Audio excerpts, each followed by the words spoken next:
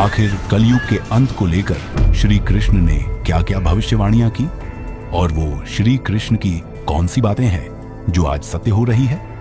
हिंदू पुराणों के अनुसार सतयुग, त्रेता युग और द्वापर युग के बीतने के बाद कलयुग की शुरुआत हुई और वेदों पुराणों की माने तो कलयुग की उम्र 4,32,000 वर्ष की मानी गई थी। लेकिन अब द्वापर युग के खत्म होने के बाद कलयुग के सिर्फ 5,000 वर्ष ही बीते हैं। तो मित्रों, आखिर लोग ऐसा क्यों कहते हैं कि कलयुग खत्म होने वाला है? दरअसल कलयुग के अंत के बारे में कल की पुराण में श्री कृष्ण और पांडवों की एक कथा सुनाई गई है, जिसमें बताया गया है कि आखिर कलयुग का अंत कैसे होगा। अगर हम भागवत पुराण को समझें तो पता चलता है कि महाभारत का युद्ध खत्म होने के बाद जब पांचों पांडव अपने राज्य का सुख भोग कर वन को प्रस्थान कर गए थे, तब उनके मन में ज्ञान लेने की इच्छा जागी। तब पांचों पांडवों ने श्री कृष्ण से कलयुग के बारे में कुछ सवाल पूछे कि माधव बताइए, आखिर कलयुग की शुरुआत और अंत कैसा होगा और हमें कैसे पता चलेगा कि कलयुग आ गया। तब श्री कृष्ण ने पांचों पांडवों एक एक कर अलग अलग रास्ते पर भेजा और कहा कि जब आप लोग लौट कर आओ तब मुझे बताना आपने रास्ते में क्या क्या देखा। तब पांचों पांडव अलग अलग दिशा में चले गए और वापस आकर उन्होंने पूरा वृत्तांत श्री कृष्ण को सुनाया। उनकी बातें सुनने के बाद श्री कृष्ण ने उन्हें जवाब दिए। सबसे पहले युधिष्ठिर ने कहा कि मैंने तो पहली बार 2 सूंड वाला हाथी देखा, यह मेरे लिए बहुत ही आश्चर्यजनक था। तब श्री कृष्ण कहते हैं, हे धर्मराज, कलयुग में ऐसे लोगों का राज्य होगा जो दोनों ओर से शोषण करेंगे, बोलेंगे कुछ और करेंगे कुछ, मन में कुछ होगा और उनके कर्म कुछ। ऐसे ही लोगों का कलयुग में राज्य होगा। आगे श्री कृष्ण ने कहा, कलयुग में लोग दोगली बातें करेंगे। ठीक वैसे ही जैसे आपको वन में 2 सूंड वाला हाथी मिला था, वैसे ही लोगों के ऊपर यह कहावत सत्य होगी। हाथी के दांत खाने के कुछ और दिखाने के कुछ। लोग आपके मुंह पर कुछ और बोलेंगे और आपके पीठ पीछे कुछ और। देखा जाए तो यह वास्तव में आज के जमाने में सच हो रहा है। श्री कृष्ण आगे कहते हैं कि कलयुग में ब्राह्मण, क्षत्रिय, वैश्य, शूद्र अपने अपने कार्यों का पालन ठीक तरीके से नहीं करेंगे। ब्राह्मण मांस और मदिरा का सेवन करेंगे और वेदों पुराणों का पालन नहीं करेंगे। क्षत्रिय अपना शौर्य खो देंगे, वही वैश्य झूठ बोलकर और बेईमानी से व्यापार करेंगे और शूद्र लोग अपनी मर्यादा भूल जाएंगे। लोग धर्म को त्याग देंगे और जिसके पास पैसा होगा उसी का बोलबाला होगा।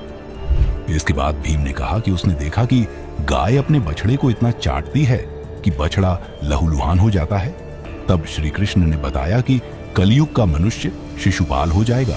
कलयुग की माताएं अपने बच्चों को इतना लाड़ करेंगी कि उन्हें अपाहिज बना देंगी या फिर उन्हें बिगाड़ देंगी। वह अपने बच्चों को ज्ञान की प्राप्ति होने ही नहीं देंगी। अब ऐसा समझ लीजिए कि कलयुग में माताएं अपने बच्चों को चलना तो सिखाएंगी, लेकिन उन्हें अपने पैरों पर खड़े नहीं होने देंगे। मतलब कलयुग की माताएं अपने बच्चों को प्यार देकर ही उनका नुकसान करने लगेंगी। कलयुग के बच्चों को अपने विकास का अवसर ही नहीं मिलेगा। मोह माया में ही घर बर्बाद हो जाएगा। फिर अर्जुन ने कहा, माधव, मैंने देखा कि एक पक्षी के पंखों पर वेद की पंक्तियां लिखी हुई हैं और वह पक्षी मुर्दे का मांस खा रहा है। तब श्री कृष्ण जी कहते हैं, कलयुग में जिन लोगों को ज्ञान होगा वह अपने ज्ञान का डंका बजाएंगे। वह लोगों को उपदेश तो देंगे लेकिन खुद उसका आचरण नहीं करेंगे, बल्कि उनके मन में हमेशा सत्ता को पाने की होड़ रहेगी। लोग हमेशा अपने से आगे वाले को गिराकर खुद आगे बढ़ने का प्रयास करते रहेंगे। बच्चे अपने पिता के मरने का इंतजार करेंगे ताकि संपत्ति उन्हें मिल सके। हर जाति धर्म के लोग बड़े बड़े पद पर बैठकर ये सोचेंगे कि कब किसका श्राद्ध हो, कौन कब किस पद से हटे और हम उस पर चढ़े। चाहे कितने भी बड़े लोग होंगे, किंतु उनकी नजर तो हमेशा ही धन और पद के ऊपर ही रहेगी। इसके बाद नकुल ने बताया कि वो जब भ्रमण पर थे तो उन्होंने देखा कि 6 से 7 कुएं हैं और आसपास के कुओं में पानी है, लेकिन बीच का कुआं खाली है। बीच का कुआं गहरा है, फिर भी पानी नहीं है। उन्हें यह देखकर घोर आश्चर्य हुआ कि ऐसा कैसे हो सकता है। तब श्री कृष्ण ने बताया कि नकुल, तुम्हारे दृश्य का मतलब है कि कलयुग में दिया तले अंधेरा रहेगा। मतलब लोग अपनी अपनी मर्जी के अनुसार ध्यान, उपवास और दान तो करेंगे। लोग अपने पैसे को अपनी मर्जी के हिसाब से खर्च करेंगे, लेकिन किसी जरूरतमंद को नहीं देंगे। दान, धर्म जैसे शब्द कलयुग में खत्म हो जाएंगे। लोग इतने गिर जाएंगे कि वह अपने ही सगे लोगों की जरूरतें भी पूरी नहीं करेंगे। घर में भाई और माँ बाप भूखे पड़े रहेंगे, जबकि वो अपना पैसा व्यर्थ में उड़ाने को तैयार रहेंगे। कहने का तात्पर्य यह कि कलयुग में अन्न के भंडार होंगे, लेकिन लोग भूख से मरेंगे। सामने महलों बंगलों में ऐशो आराम चल रहे होंगे, लेकिन पास की झोपड़ी में आदमी भूख से मर जाएगा। एक ही जगह पर असमानता अपने चरम पर होगी। अब आखिर में सहदेव ने श्री कृष्ण को बताया कि उन्होंने भी एक आश्चर्य देखा कि एक बड़ा सा पत्थर पर्वत के ऊपर से गिरता हुआ जा रहा है और बड़े बड़े पेड़ों को काटता जा रहा है। कोई भी शिला उस पत्थर को नहीं रोक पाई, जबकि एक छोटे से घास के तिनके ने पत्थर को रोक लिया। इस बारे में श्री कृष्ण ने बताया कि कलयुग में इतना अधर्म होगा कि वह सब कुछ तहस नहस कर देगा। किसी में भी उस पाप को रोकने की शक्ति नहीं होगी, लेकिन भगवान का छोटा सा नाम ही मनुष्यों को भवसागर से तारने के लिए काफी होगा। सिर्फ यही नहीं, इसी बारे में वेद व्यास जी भी कहते हैं, सभी युगों में सबसे आसान कलयुग ही होगा, क्योंकि सतयुग में 12 वर्ष तपस्या करने पर प्रभु की कृपा होती थी। त्रेता युग में ये अवधि 4 वर्ष रह गई। द्वापर युग में 1 वर्ष तक तपस्या करने से लोग मोक्ष पा लेते थे, और कलयुग में तो सिर्फ भगवान का नाम लेने से ही लोगों का कल्याण हो जाता है। कलयुग चारों युगों का सबसे भयानक और छोटा युग है। इस युग के खत्म होने के साथ सृष्टि का भी अंत हो जाएगा, और तब जाकर फिर से एक बार सभी युगों का चक्र वापस चलेगा। शास्त्रों में लिखा गया है कि कलयुग का अंत बहुत ही भयानक होगा। जब पाप अपने चरम पर होगा, लोग रिश्तों का खून बहाएंगे, इंसान ही इंसान का दुश्मन हो जाएगा, और इंसानियत धरती पर से खत्म हो जाएगी।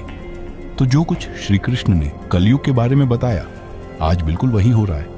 लेकिन उसके अलावा भी गरुड़ पुराण में भी बहुत कुछ लिखा हुआ है, जैसे कि कलयुग में जिसके पास पैसा होगा वो सभी कुलों की स्त्रियों को अपना बना सकता है। वही कलयुग के लोग अपना पैसा मकान बनाने में खर्च करेंगे, और उनके लिए संभोग ही जीने का लक्ष्य होगा। पुरुषों को कमाने और काम वासना के सिवा कुछ भी दूसरा नजर नहीं आएगा। कलयुग की औरतें ज्यादा सोने वाली और ज्यादा खाने वाली होंगी। आलस उनके शरीर में बसा रहेगा। उनकी बोली कड़वी और स्वभाव झगड़ालू होगा। वो परिवारों में लड़ाई करा के अपना उल्लू सीधा करने में लगी रहेंगी। पराये पुरुषों में उनकी दिलचस्पी होगी, और धनवान पुरुषों को वो अपना बनाना चाहेंगे। वही लोगों की उम्र केवल 20 साल होगी। 7-8 साल की उम्र में ही औरतों के बच्चे होने लग जाएंगे। 12 साल की उम्र में उन्हें बुढ़ापा आ जाएगा। वही गरुड़ पुराण में यह भी लिखा हुआ है कि कलयुग जब अपने चरम पर होगा, लोग धन को ही सबसे ऊपर रखेंगे और एक दूसरे का गला काटने से कभी नहीं झुकेंगे। कलयुग का चरम आते आते ये संसार पापी लोगों से भर जाएगा, और संत लोग तो यहाँ मिलेंगे ही नहीं। तो अभी से संभल जाना जरूरी है। कलयुग अपने चरम पर बस आने ही वाला है। भगवान की शरण पकड़ेंगे तभी कल्याण हो सकता है। तो दोस्तों, कैसा लगा आज का ये वीडियो, हमें कमेंट सेक्शन में बताइए। साथ ही हिंदू होने के नाते यदि आप अपने महाकाव्यों का सम्मान करते हैं तो इस वीडियो को अपने दोस्तों रिश्तेदारों के साथ जरूर शेयर करें, ताकि उन्हें भी ऐसी छोटी छोटी जानकारियां आसानी से मिल सकें।